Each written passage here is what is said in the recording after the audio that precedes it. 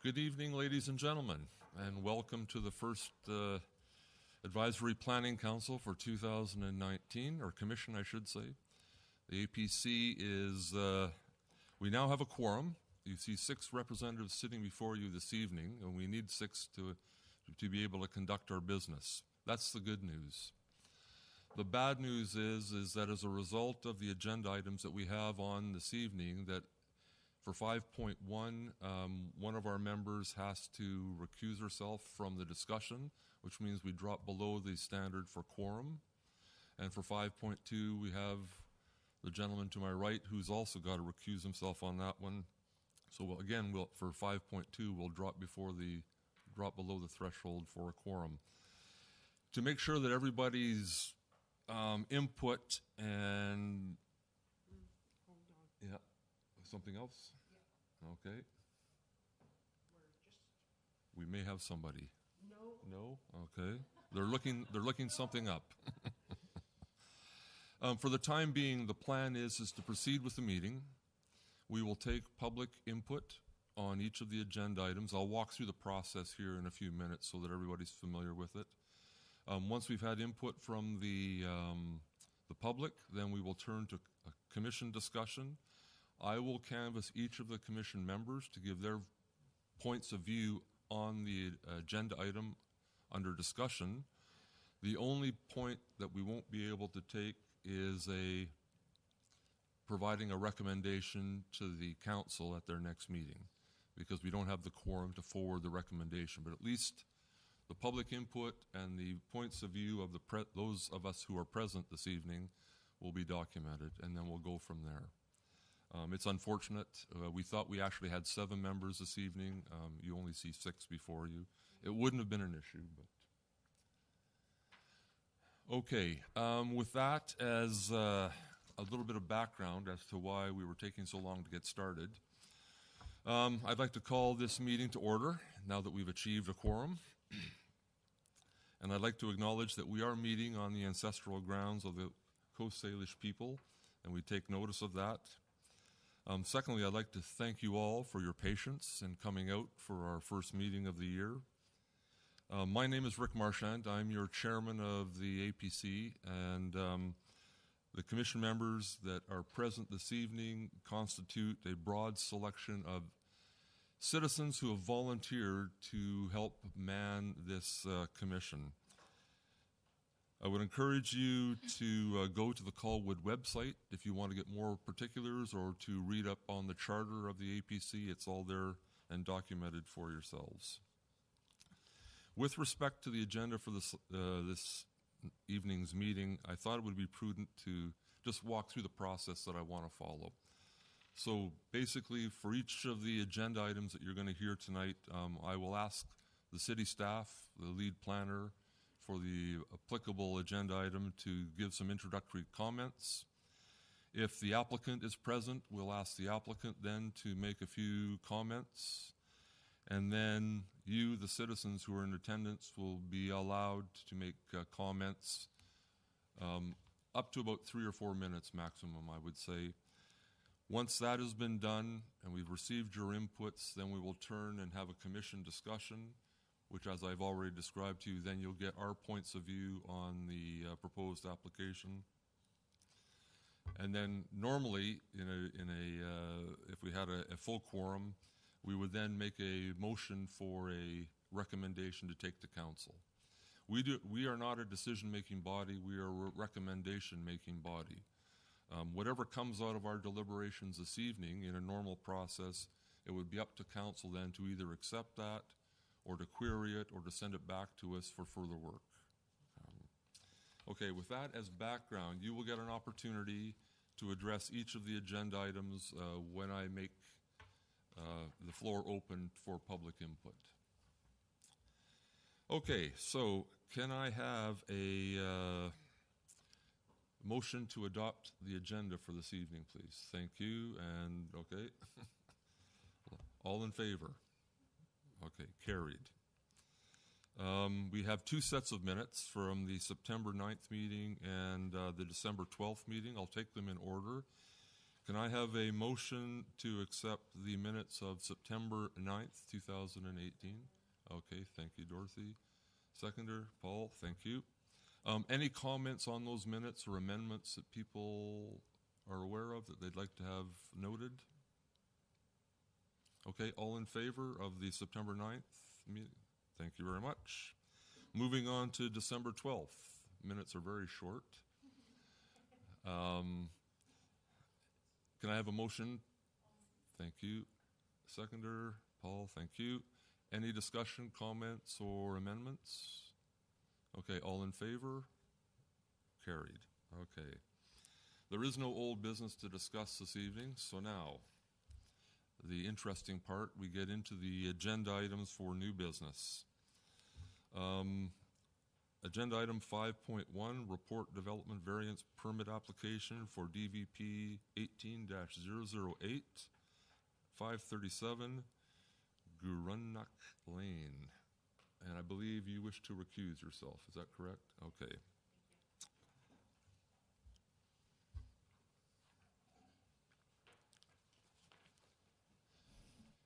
And with that, would city staff like, okay, Richard, you're going to introduce. Thank you very much. Thank you. The request before you tonight is to consider a development variance application that would allow for the reduction of a required rear yard setback from 6 meters to 2.6 meters on the property located at 537 Gurunuk Lane. These variances would allow for the applicant to construct a home that has a similar size building footprint when compared to neighboring properties. This variance is in addition to an existing... Is your mic on or? On. I can speak a bit louder.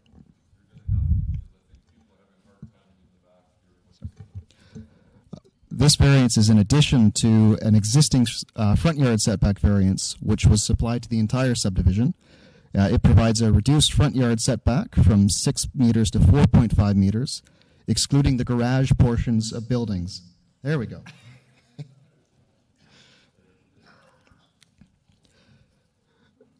And the garages are supposed to remain at 6 meters, so there's sufficient room for parking. Both the property owner and their advisor is in attendance tonight and have a brief presentation for the commission that is loaded on the screen. They have outlined their rationale and efforts to meet with neighbors in a letter attached to the staff report as appendix number 4. The city has received 2 letters from the public. One is attached as appendix number 5, and the other is attached to the agenda.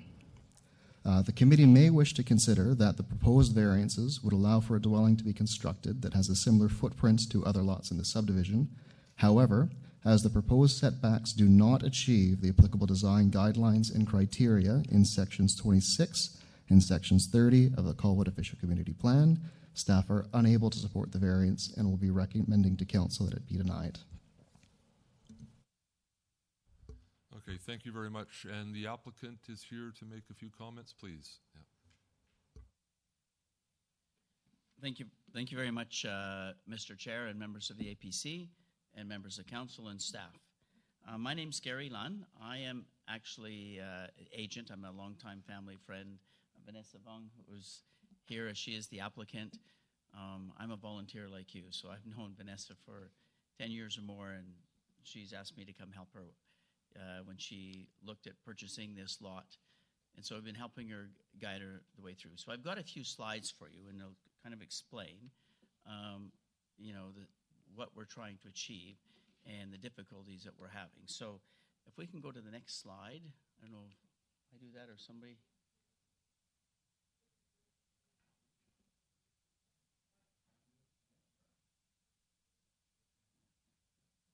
I usually mess these up. There we go. So this next slide just shows the proposed lot site layout. So that's the proposed single-family dwelling where the garage is, where the entry is. And I've got a few more slides that'll kind of explain the difficulties and what we're trying to achieve. This next slide really says it all. So if you look, you can see the outside of the lot, and the red line is actually the existing setbacks for buildings. And you can see the gray is where we're trying to build the building.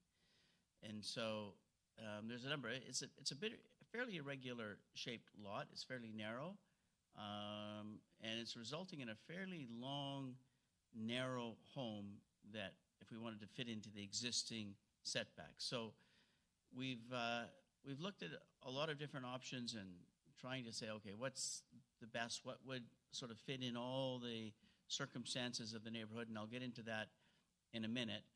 But what we're really doing is we're trying to shorten up the length of the house, as you can see, and we would like it to push it towards the rear.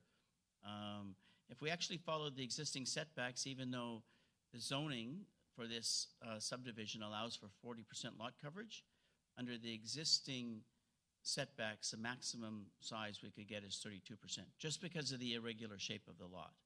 So, without a variance, we couldn't even actually get to 40% lot coverage because of the irregular shape of the lot. This is just an overview from the CRD maps. And so we're lot 537 in the middle. You can see the road coming around. And I've read the two letters that oppose, and I've actually made an effort to, we visited the homeowners of lot 524 and had a good discussion with them. And in fairness, when we talked to them, we showed them the plans, they were quite understanding, but they hadn't had time to think about it. And then subsequently, they've written a letter of opposition. But again, we had a very good chat, and we haven't spoken to the people in 520. I met the one lady in the driveway, but she was on her way out, and made a few efforts to contact them. But in fairness, and that was just a scheduling thing. I was away, and so it's, again, we haven't been able to speak to them directly. But those two houses are up above. And in speaking with staff, they pointed out to us they advised us that one of their major concerns was the people behind us, 3484 and 3486. So we had a lot of discussions with them, and right in the beginning, and their concerns were, they get it, the subdivision's there, and they have a little larger lot. As you can see, it's more rural, but they were worried about the mass, the size of the building. So we did a few things to try to accommodate their concerns. Some architectural features up in the back just to break up the size of the structure. But if we actually built to the existing zoning, it would make it even bigger. It would make, if we actually tried to build a house to the square footage that we're even coming, it wouldn't even come close, the house would be so long. You saw that from this slide right here. This one. It would go all the way to the back, 1.2 meters from the side setbacks. So what we tried to do, so we shortened out the house to reduce the mass to accommodate those, and we've also voluntarily agreed to lower the house. So when we put our application in, it was rated at the maximum height within the applicable zoning, but we've since then agreed to lower the house by 3 feet, almost a full meter, so again, to reduce that mass. And we also were cognizant of the fact of the people above us, lowering it down 3 feet, and you'll see in a few more slides how that would help them. Obviously, they're much higher, but their concern is their view. There's no question. So this slide, I took a picture of the lot. And if you look at the house on the far left, that's 520, and then the next one in that same picture is 524, and then there's two more houses to the right. So you can see they're quite a bit higher. They're both on this elevation, 3 stories or 2 stories on the street.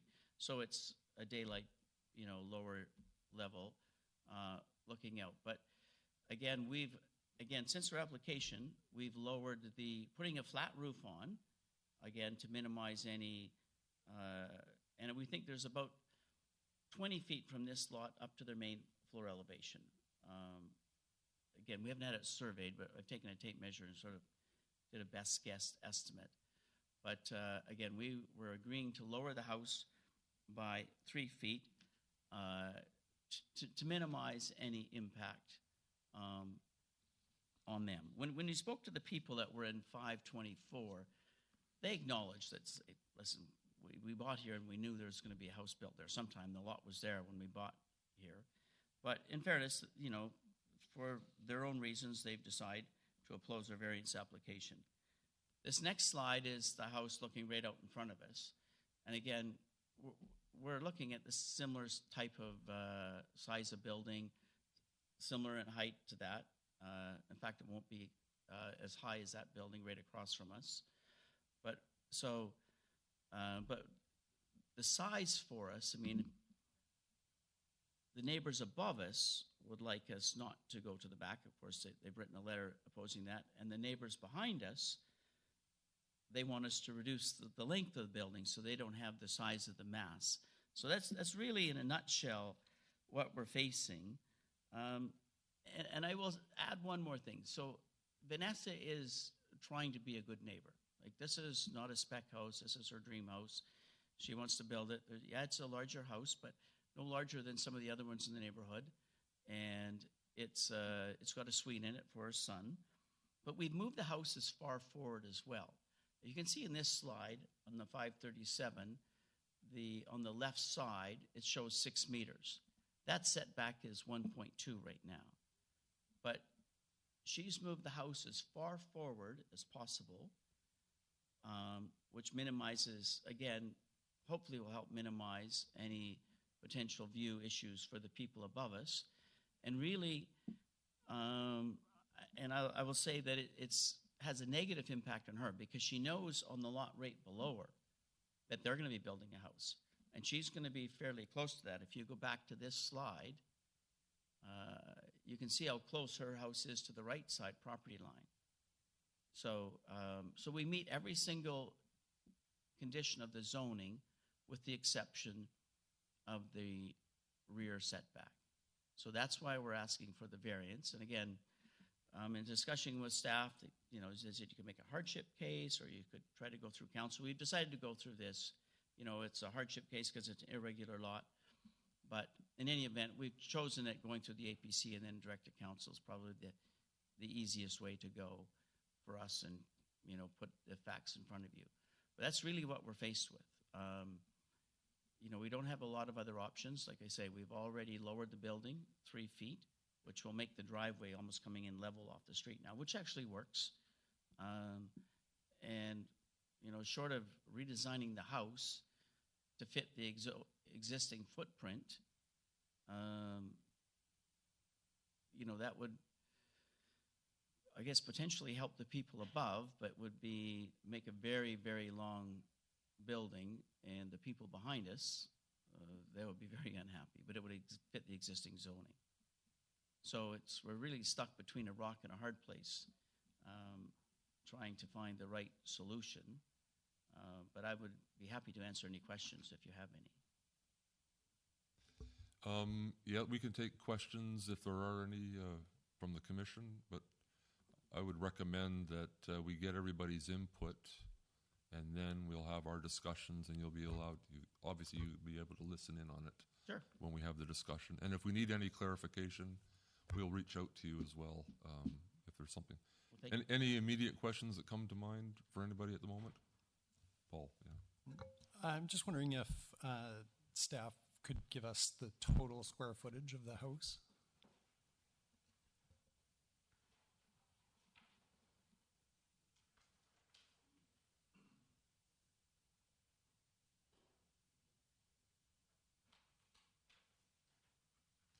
I could probably have that. I think I found it there. It's 46. 46, I was going to say. 4620. 40, it's just around 4,600 square feet.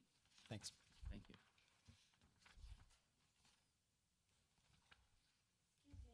Yeah. Could you go back to the slide that shows all of the lots? Sure. It just, from looking at it, it looks like the lots 20, 24, and 28 are actually narrower than 537, and yet they've managed to stay within the footprint. Yeah, so lot 520 and 524 is narrower for sure, but their frontage is the narrow side. So their frontage is the street, which is the narrow side, so their side setbacks are only 1.2. The difficulty we have, we're the opposite. Our frontage is the long side. So that's why we end up with such a long, narrow house. You know, if we could have flipped those around, but the side setbacks are 1.2 meters. So if you flip, our frontage is on the long side, so the setbacks don't work for us, where on those two lots, the narrow side of the lot is the frontage. So there's side setbacks. You can see how close they are on the sides, but that's the reason why we're facing the difficulty compared to them. They've got a different access road. Yeah, their access is up above. You can see the Yeah. cars parked up on top. And that picture I showed you, so this is on the other side. This is standing on Vanessa's lot looking up. So their access road is behind them. Right. We're really looking at the back of their house, but that's the side with the view looking out. And you have a beautiful ocean view. Okay. Does that answer your question? Yeah, it Okay, does. Thank you. Okay. I Yes. have a point of clarification to the planning technician. In the notes provided, it's indicated that 529 was granted an adjustment because of it being identified as an irregularly shaped lot, while 537, the subject lot, is not considered to be an irregularly shaped lot. However, the proponent, speaking for the owner, is indicating that it is an irregularly shaped lot. My question is it irregular or is it not irregular, 537? Richard, can you answer that, please? I will do my best. So it's not irregular based on our definitions because it is rectangular. There's a specific, regular is not rectangular. I think what the applicant is speaking to is the setbacks being different from the other ones given the narrow frontage versus wide frontage. Right. Thank you. So it would be also consistent with our official community plan, which is now active and we have accepted and adopted, correct? The actual, as I'm reading this, it would meet the requirements that are in our new official community plan. The proposed setbacks do not. Yeah, okay, thank you. Do not, the existing do. Okay. Any other questions or comments? I'm going to now open it up to members of the public. I'd ask you to come up to the microphone, give us your name, your address, and then any comments that you would like to make on this agenda item, please.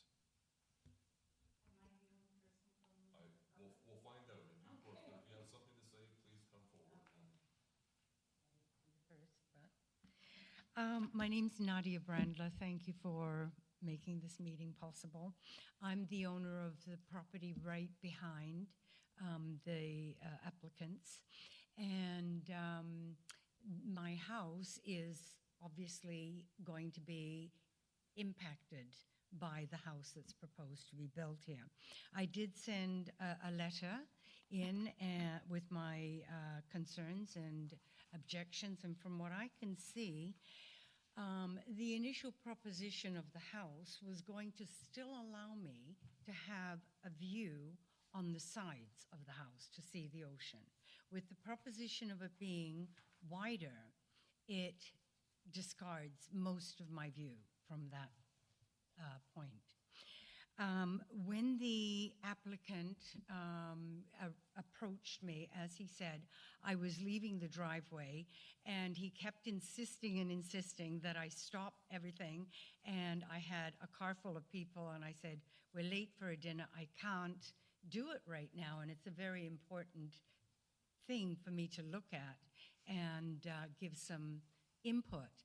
And from that point on, I didn't hear anything at all, and I had to reach out to Colwood to find out what was going on, and to my neighbors. And with the neighbor next to me, which I don't know if you've received a letter from them, have you? Because they did send a letter in to Richard. Amy and Glenn Polster. You do have a letter from them. And then my other neighbors, where all the trees are there, they own the 34686 and 3484.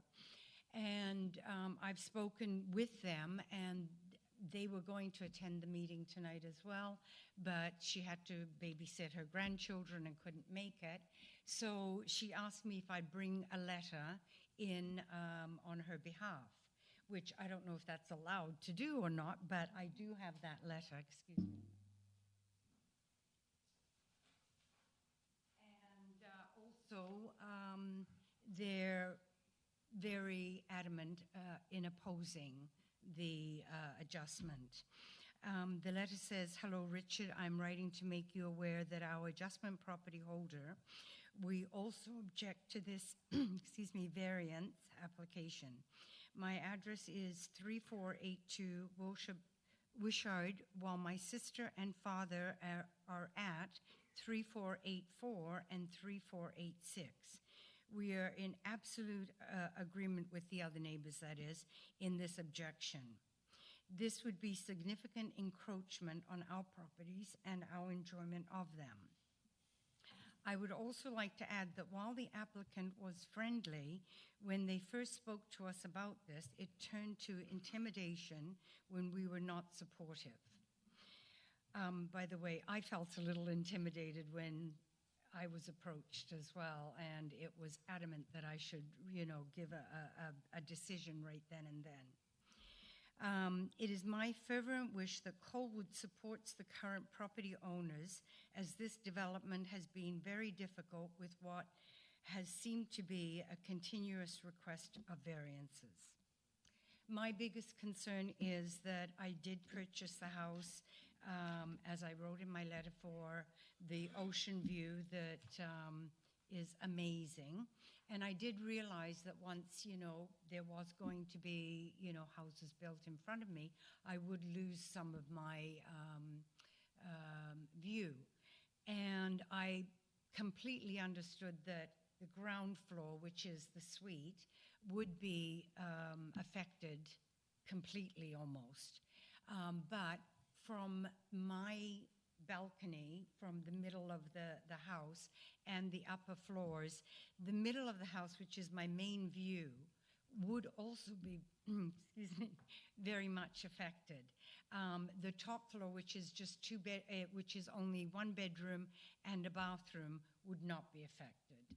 And that's what my objection is about. I think that it would be very unfair to I think this probably would be one of the biggest houses on the whole development. I may be speaking out of tune here because I'm not sure how big 526 is, but I know that all the other houses are smaller than mine, and mine is 3,500 square feet. Thank you. Okay, thank you. Is there anyone else from the, and can you hand the letter as well to Louise? Yeah, just to make sure we've got it too, because you read it into the file now. It's, yeah. Anyone else from the public who would like to make a comment, please?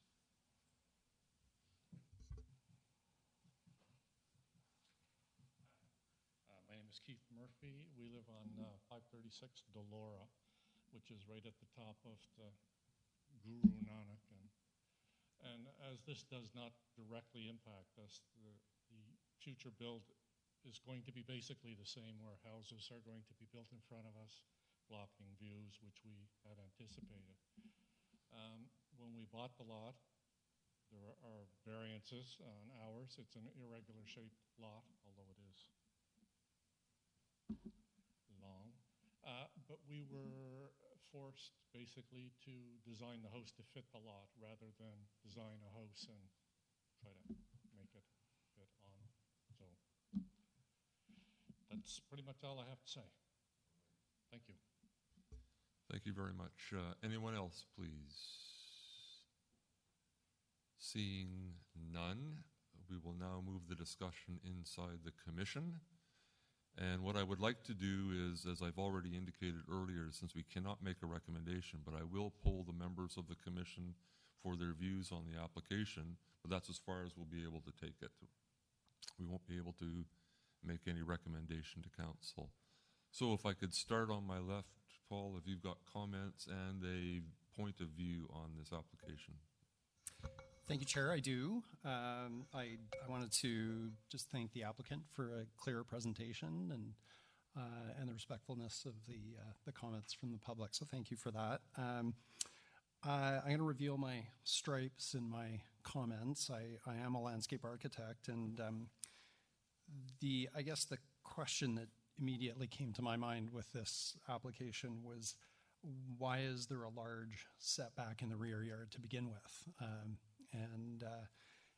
Generally that's to ensure that when homes are built on a lot, that there's sufficient space outside to enjoy the lot. So a typical patio in a very constrained setting, let's say a patio home type development, would be about 3 meters by 4 meters. So when I'm designing a space for a client, for a developer, that's sort of the minimum that I would want to see for a patio space on the back of a townhouse type building. So by reducing to 2.6 meters, you're really starting to constrain the outdoor use of that lot. So it's probably a little bit of a different perspective than some of the other commission members might have.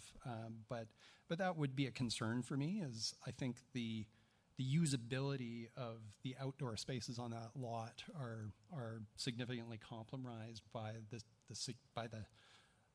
I guess the degree of the variance that they're requesting here. So if it was slightly less, I think it would be easier for me to stomach.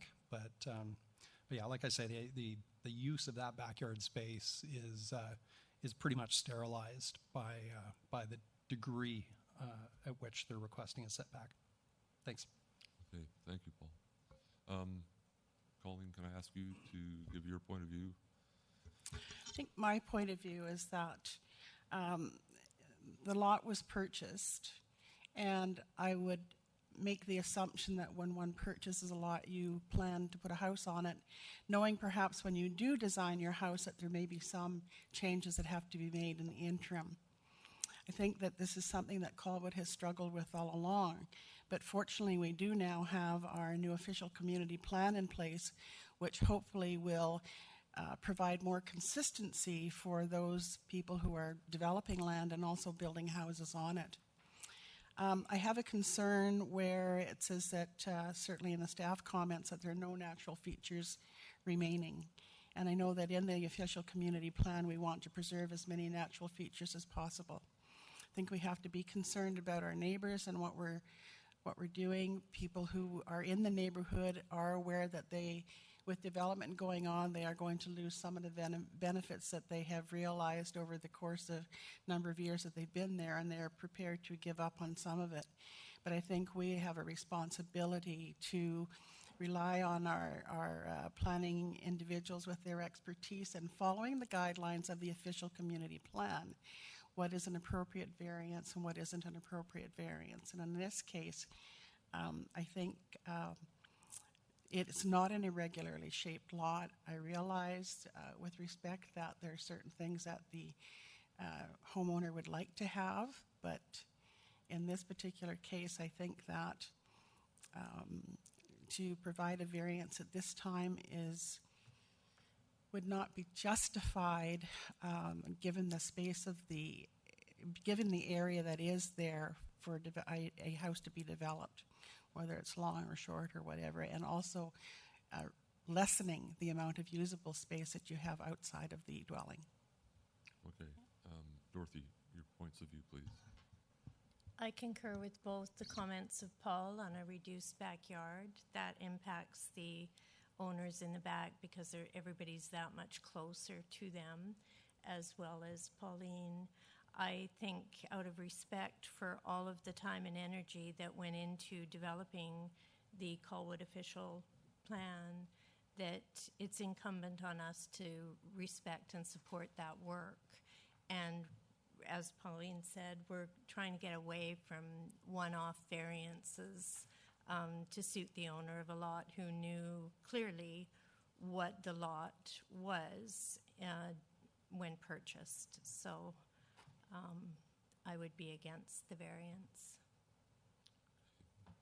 Please. Thank you, Mr. Chairman. To Paul's comments, I too wanted to thank the applicant for a very thorough presentation, as well as the public for the comments that have been willingly shared.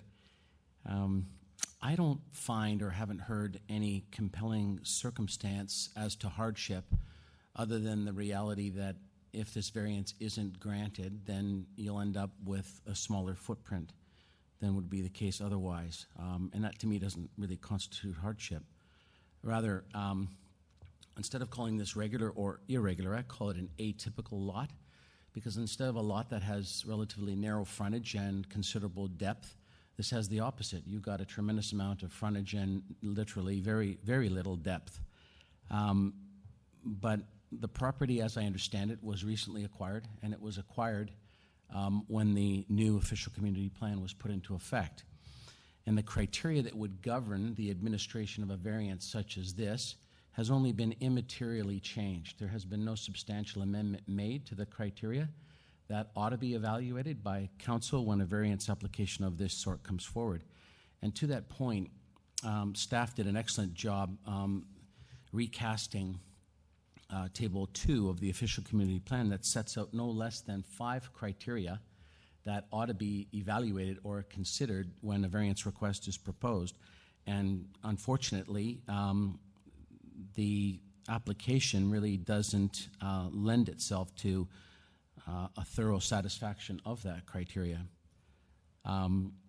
So for those reasons, I too really can't see myself rationalizing the need for granting this variance. And I'm awfully sympathetic to the fact that people that bought before the acquisition of this lot relied on the administration of the zoning bylaws. And so it's really quite punitive and rather unfair to those individuals to then have a variance application of this kind of nature approved. So those are my thoughts. Okay. Thank you. And just to follow up, as the chair, obviously I have my own points of view on this as well, but I think they've been echoed here this evening. For me personally, the case for hardship has not been met. Purchasing the lot, people who have built in the area in the past have been constrained similarly, whether they were narrow frontage or wide frontage. They were good neighbors, had their houses built accordingly, and in few exceptions, a variance might have been provided for an irregularly shaped lot, and I think the number was 529. I remember that one specifically that came before the APC several months back. That said, for me personally, the conditions for hardship have not been met. I would have, if we had moved on this, I would have supported the staff recommendation, not to approve the variance. And with that, as that's the only points we can make tonight. We cannot move a motion forward. We cannot make a recommendation for the council to consider. So I'll leave the discussion at that. I don't believe there's a need for recourse. We're having the. Yeah.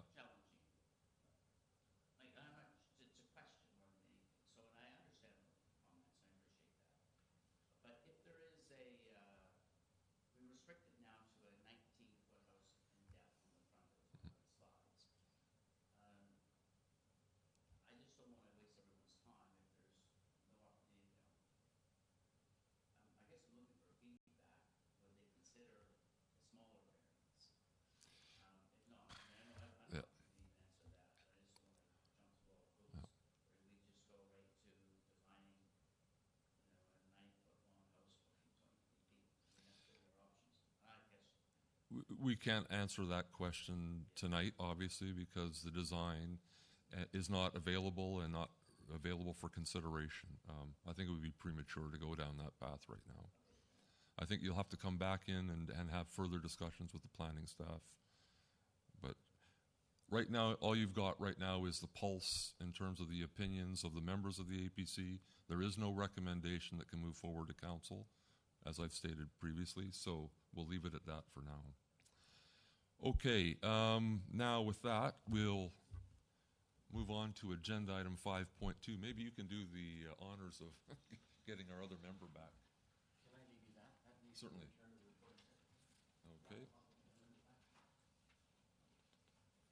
Okay, yeah.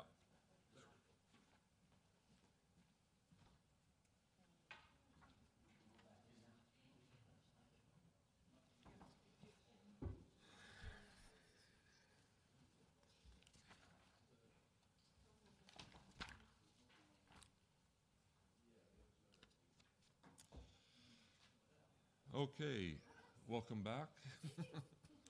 Moving on to agenda item 5.2, report zoning amendment RZ 16-004, 500 block Besanton Way. Staff, if you would like to introduce that, I'm not sure, is it you, Dennis? Yep. Or, okay, fine. So, Mr. Chair, before I get started, this is a slightly unusual situation. You might have Sure. picked that up from the staff report in that this is actually the city making an application to amend the zoning on behalf of the property owner. So I'm going to give a very short presentation, just give you an overview. Right. Okay.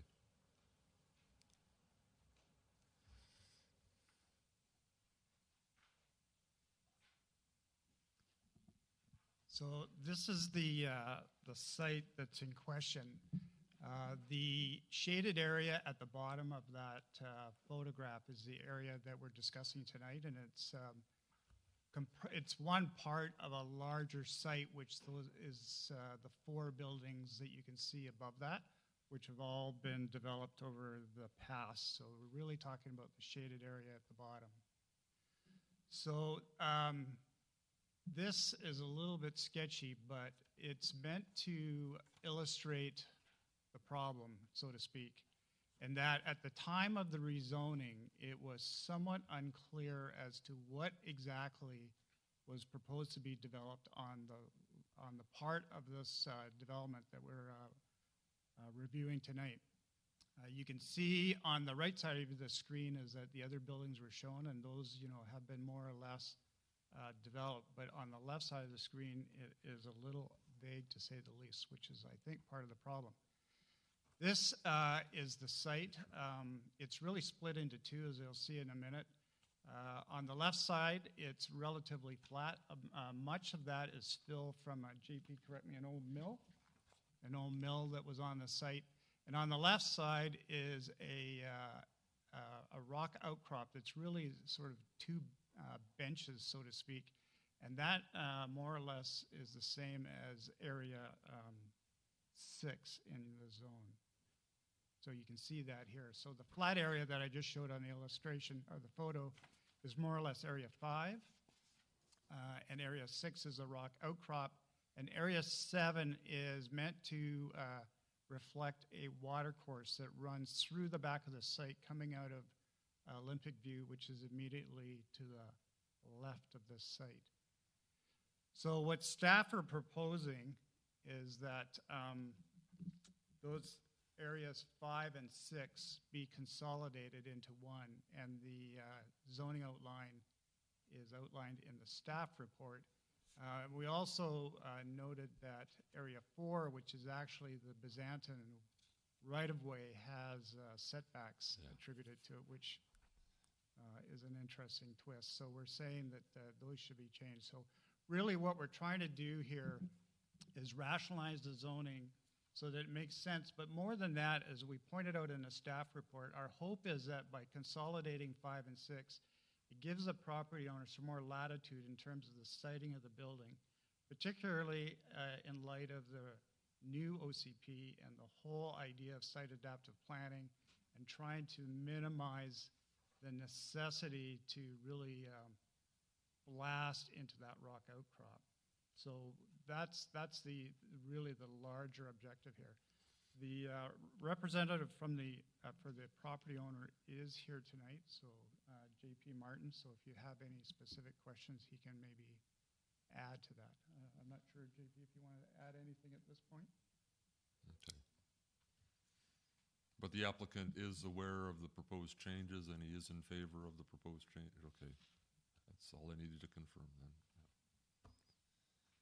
Okay. Anyone else from the citizens' perspective that would like to make comment? I'm only looking at one other gentleman sitting in the audience. You decided to stick it out with us. Thank you.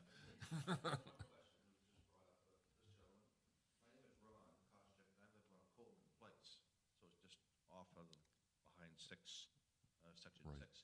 Now, when they claim you're going to try and incorporate 5 and 6 into one package, are they a single owner, or is there two owners of those lots?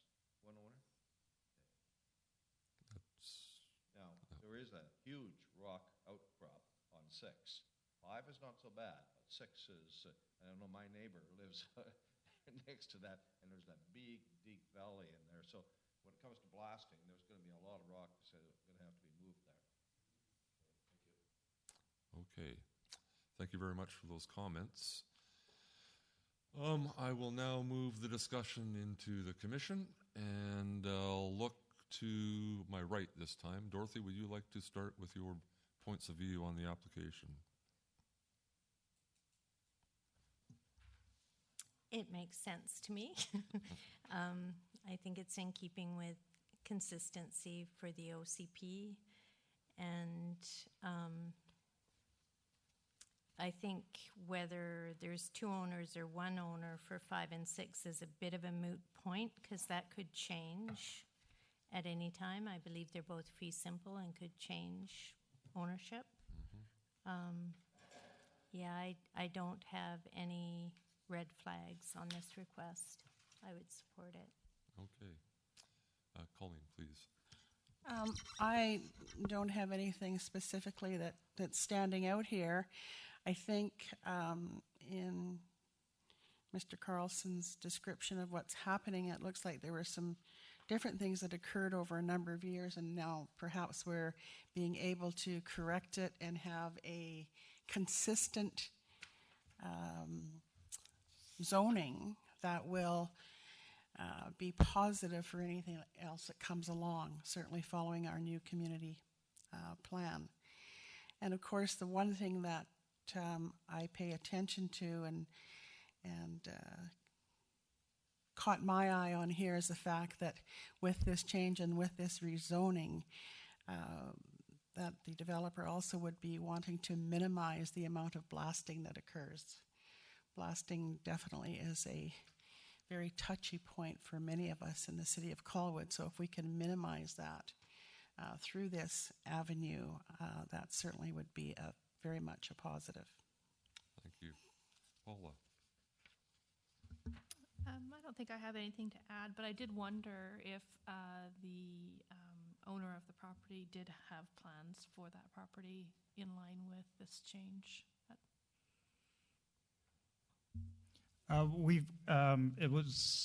We have had development proposals, which is really what led to us realizing that we had a problem with the zoning. So up until this point, the owner has tried to make the development applications fit those two sub areas, and it became very apparent that this was not going to result in a good solution. So our hopes, and we've had discussions with Mr. Martin, is that if council goes ahead and consolidates these two sub areas, that we'll be in a position to start developing a proposal that's more in keeping with what we're trying to achieve here. Mr. Chair, I'd just like to make sure that there's not any confusion. So areas 5 and 6 are not separate lots. They are sub areas within the zone held by one owner. Yeah, correct. Yeah. All right. So you would have been in favor of this if we'd gotten to a motion then? Yeah. Yes, I think so. And I guess if the proposal going forward with these changes were outside of this, it would come to us again anyways, right? Okay, Paul, please, your points of view. Thank you, Chair. I, too, would be in favor of this if it was moving forward. But I do have a question, a point of curiosity, and maybe I can ask staff to comment on the significance of the Applied Ecological Solutions report and why it was included in this package at all. Does it have any significance? Has it changed anything? Through you, Mr. Chair, there has been some discussion with the owner regarding Area 7 and whether that could possibly be removed. There's some argument to be made that there is not a riparian area through that stream and behind. That is something we've asked the owners to confirm. But at this point, Area 7, which is as shown on the zoning map, is staying unless we get some information to the contrary.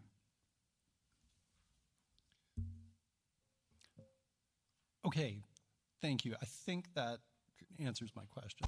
I need to get it confirmed because you've opened the box. Now I get it. Can staff confirm that Area 7 is now still designated as a riparian area? It's, no, is the long and short of it. But having said that, from a staff point of view,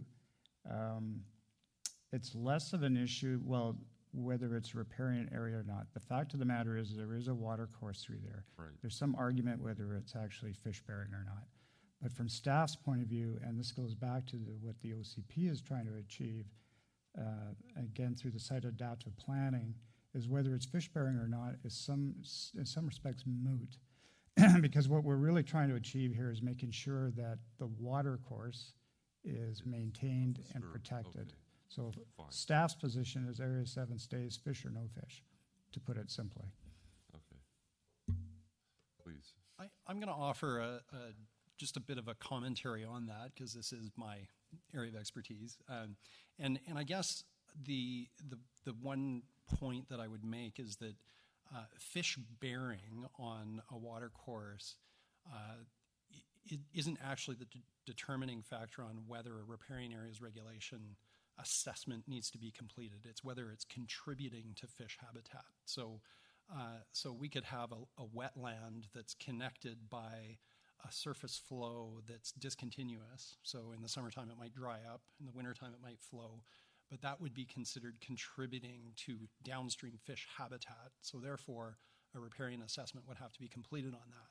So when I read and I read it quite intently, I was just a little concerned that an adjacent property owner might reach a different conclusion. And I was very curious to know whether there's a staff process where if two conflicting reports were received by adjacent property owners that shared a feature, a wetland feature like this, a big part of this is on an adjacent property, how do they reconcile those professional reports, and is there a process for that? So in the event that we had a situation like that, what I foresee is that staff would ask both property owners to contribute to a third assessment that we would choose. Okay. Any other comments? So I read from that then, with that clarification, you would have voted in favor of the recommendations made by staff. I similarly would have come to the same conclusion for a whole host of reasons, including consistency with the OCP, but more importantly, to make sure that Area 4 and the road right-of-way doesn't have setbacks applied to it. That didn't make any sense to me. Areas 5 and 6, the things that got my attention that I liked the most about the proposal was the reduction in the height of buildings to 3 stories maximum. When you're talking about putting in foundations and the amount of blasting and digging necessary to do that for a large building, this was welcome news to me. Going to a 3-story maximum certainly does go a long ways in terms of mitigating some of those effects, as well as the site adaptive planning. I think that makes perfect sense to me. I've been an advocate of that from day one. And the setbacks themselves now appear to be consistent throughout the zone, consistent with our OCP, which we've all come to love and adore over the last several months. So again, I would have definitely supported this. In fact, I'm not going to dwell on it, but when we find these kinds of mistakes in the past, okay, that's the past. We're bringing everything up to speed and making it consistent for the future. And that's what this commission is all about. So had we had a quorum tonight, I think this would have passed with much discussion or effort. Ladies and gentlemen, it's unfortunate we were, for the lack of one more person, we could have got this all on the books, but I thank you for your time. What I will do is I will make a note and email it in to Brett and to the representatives of the council that are here to indicate what has taken place. I think what we need to do from this point forward is have a good look at our terms of reference. Given that 5 is easy to achieve, 6 sometimes is proving difficult, especially if people have to recuse themselves. Because we are a group of professional individuals. Some, like myself, are retired or working in other areas. Some people are actually involved in certain development activities and or landscaping activities, which could put them in a difficult position or conflict of interest. So they must recuse themselves for the discussion. So with that, can I call for a motion to adjourn the meeting, please? Thank you. Dorothy, all in favor? Good evening. Thank you.